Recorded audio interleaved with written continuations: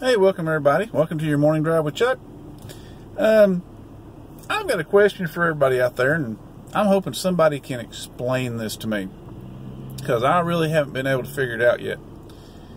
When you come to the United States, even if you get here illegally, you've got sanctuary cities that'll give you driver's licenses, they'll give you, food stamps, all kinds of support, aid for housing. And I'm like, why?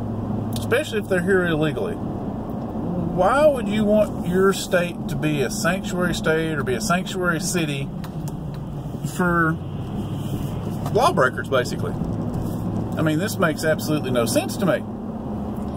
I understand helping a person out. I try to help people out, but if they're a lawbreaker, and I know that, why would we be helping them? And everybody wants to throw all this stuff at all these people to come to these sanctuary cities and all this, and yet, we've got veterans that can't get medical care. I mean, you come into this country illegally. Let's say the day you get in this country illegally, there's a guy that gets out of the military. Who do you think is going to get medical care and assistance first? It's going to be the illegal alien. And that's sad that people that defended our country can't get basic necessities. Some of them is actually, if they've been through a war, I know that has to mess with their head and they need help. They can't get that help. And they're supposed to be taken care of by the VA. And I've dealt with that with my wife's grandfather in the past, and I've heard other people talk about that.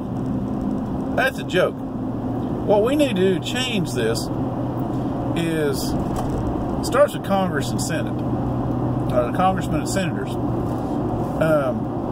They need to have the same pay and benefits as, say, somebody's been in the military for 5 years. However much they'd make, however much, where they've ranked up a little bit, all that.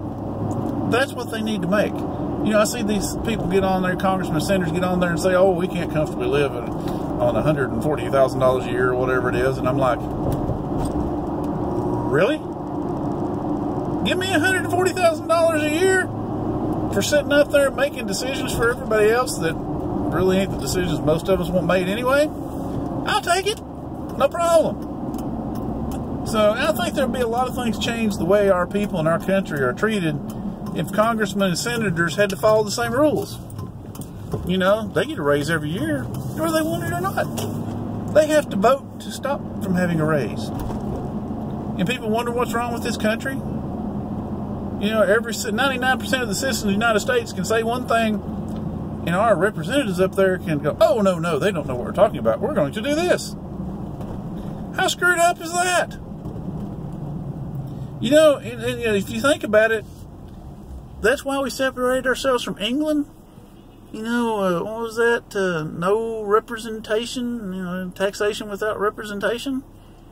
That sort of seems like what it is now.